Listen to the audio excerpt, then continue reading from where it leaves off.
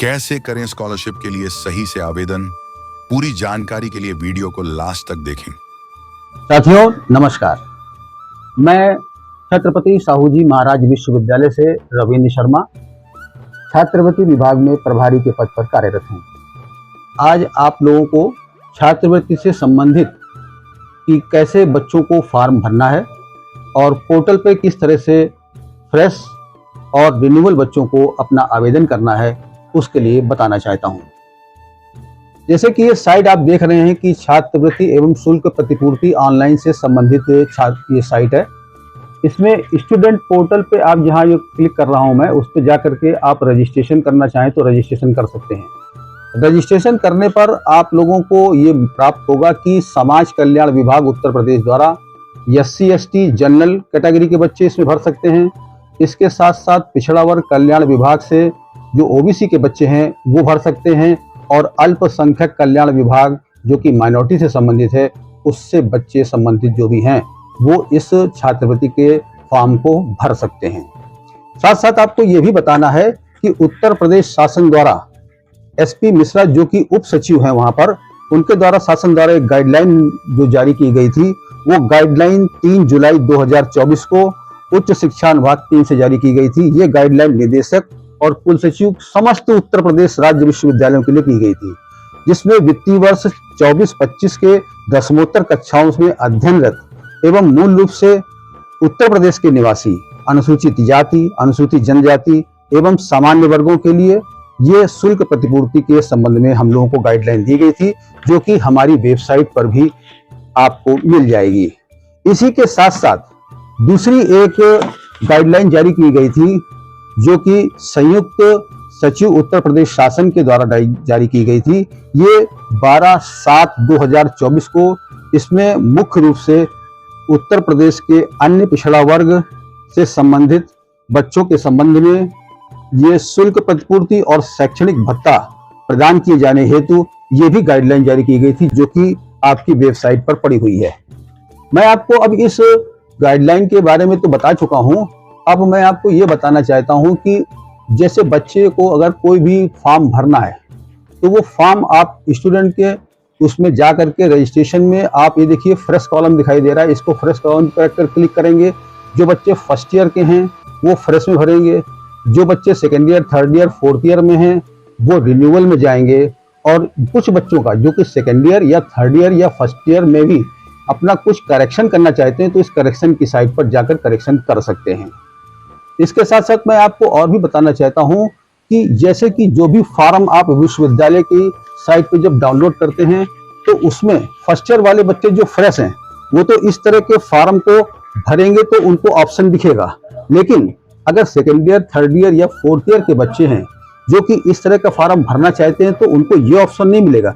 जैसे वो अपना रजिस्ट्रेशन नंबर डालेंगे तो ये फॉर्म उनको ऑटोमेटिकली फिल हुआ मिलेगा, उसमें खाली करेक्शन का ऑप्शन आएगा, वो करेक्शन कर सकते हैं। मैं मुख्य रूप से आप बच्चों को ये बताना चाहता हूं इसमें कि बहुत से बच्चे स्पेलिंग मिस्टेक करते हैं जो कि उनको नहीं करना चाहिए। जैसे आपका हाई स्कूल और इंटरमीडिएट के प्रमाण पत्र में लिखा हुआ है वही स्पेलिंग यहाँ अपने पिता की, अपनी माता जी की और अपनी डेट ऑफ बर्थ से संबंधित जो तारीख है वही भरनी है। उसके साथ साथ यदि बच्चा OBC से संबंधित है तो OBC का प्रमाण पत्र लगाएगा, और वो प्रमाण पत्र आपको नेट द्वारा जारी किया गया, जिससे कि कभी भी हम अगर उसको नेट पे चेक करना चाहें तो नेट पर चेक कर सकें। उसमें 16 डिजिट के अंक होते हैं, उनके आधार पर हम आपको चेक कर सकते हैं। उसके साथ साथ जिन बच्चों की माता हैं और पिता नहीं हैं तो वो अपने माता का आय प्रमाण पत्र लगा सकते हैं, नहीं तो सर्वप्रथम अपने पिता का ही आपको आय प्रमाण पत्र लगाना है। जिनके माता पिता दोनों नहीं हैं उस कंडीशन में बच्चे अपने अभिभावक का आय प्रमाण पत्र लगा सकते हैं। आय प्रमाण पत्र की जो मुख्य कंडीशन है वो मुख्य रूप से ये है कि आय प्रमाण पत्र मात्र 3 वर्षों का ही मान्य होता है। यदि 3 वर्ष से अधिक बच्चा पढ़ रहा है, फोर्थ ईयर में है, तो उसको नया आय प्रमाण पत्र बना करके लगाना होगा, क्योंकि वो 3 साल तक के लिए उसकी वैलिडिटी होती है। नहीं तो मैं तो चाहूंगा कि यदि आप साल, 2 साल या 3 साल में लगा सकते हैं तो नया ही प्रमाण पत्र लगाएं, जिससे कि कोई ऑब्जेक्शन न उठे। दूसरा, आप जाति प्रमाण पत्र से संबंधित छायाप्रति है जो कि इंटरनेट से संबंधित होनी चाहिए, ये दूसरे नंबर कॉलम में दिया गया है। तो ये आपको छायाप्रति जो कि क्या कहते हैं कंप्यूटर जनित हो, ऑनलाइन उसको हम वेरीफाई कर सकें, वही मान्य की जाएगी। और संस्था में जो आपने फीस जमा की है उसकी फीस की रसीद भी आपको लगानी होगी। साथ ही साथ जो बच्चे हॉस्टल में रह रहे हैं तो हॉस्टल की भी शुल्क रसीद आपको देनी पड़ेगी। और मैं हाई स्कूल के उन बच्चों को भी बताना चाहता हूं कि वो अपना रोल नंबर बहुत सही भरें। कई बच्चे 63 की जगह 36 और 92 की जगह 29 डाल देते हैं, जिससे कि उनकी जो आने वाले समय में उनको शुल्क प्रतिपूर्ति है छात्रवृत्ति किन्हीं कारणवश नहीं मिल पाती। और अपना साथ साथ उसमें यह भी बताना चाहता हूं कि वो अपने बैंक, जो कि हमारे विश्वविद्यालय में 3 बैंक ऑलरेडी यहाँ पे मौजूद हैं, union bank of India, bank of Baroda और SBI, उसमें 100 रुपए जमा करके अपना खाता खुलवा लें।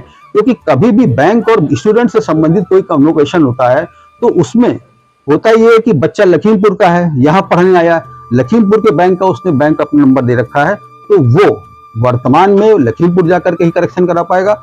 ऐसे आप यहाँ के 3 बैंकों में से किसी एक बैंक में खुलवा लें और उससे आपका करेक्शन आसानी से हो सकता है यदि कोई प्रॉब्लम आती है तो।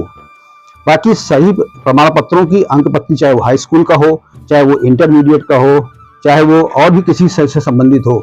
यदि कोई बच्चा फर्स्ट ईयर BSc कहीं से करके आया है और उसके बाद वहां से वो ड्रॉप आउट होकर के यहाँ BBA में ले रहा है या BCA में एडमिशन ले रहा है, तो उसके लिए मैं भी इस माध्यम से बताना चाहता हूँ कि ये प्रॉब्लम पिछले वर्ष काफी आई कि वो बच्चा अपनी पिछली स्कॉलरशिप समाज कल्याण विभाग में जमा करके तब नवीन आवेदन कर सकता है, नहीं तो उसकी सेकेंड ईयर की जो स्कॉलरशिप है उसमें आने में कई कठिनाइयों का सामना करना पड़ सकता है। कि आपने हाई स्कूल का अंक पत्र जो या प्रमाण पत्र जो लगाएंगे, उस हाई स्कूल और अंक पत्र के प्रमाण पत्र को स्पष्ट होना चाहिए। पिछली कक्षा में जो उत्तीर्ण की है आपने, उसका जो पेपर लगाएंगे वो स्पष्ट होना चाहिए और उसकी छाया प्रति भी स्पष्ट होनी चाहिए। इसके साथ साथ ये भी आपको बताना चाहता हूं कि इसके जो जो डॉक्यूमेंट लगाएंगे उसका एक शपथ पत्र भी तैयार किया जाएगा। अपना पहचान पत्र और अभिभावक का भी पहचान पत्र, इसकी भी फोटो कॉपी साफ लगानी होगी, जिससे कि कभी भी अगर कोई भी जानकारी चाहते हैं तो वो जानकारी आप तक पहुंचाई जा सके, या जो जो डॉक्यूमेंट आपने भेजे हैं उससे हम लोग उसको वेरीफाई करें। कोशिश ये करिएगा कि जिसमें हाई स्कूल, इंटरमीडिएट या जो first year, second year, third year की नेम और फादर नेम है वो सभी एक दूसरे से मैच करना चाहिए।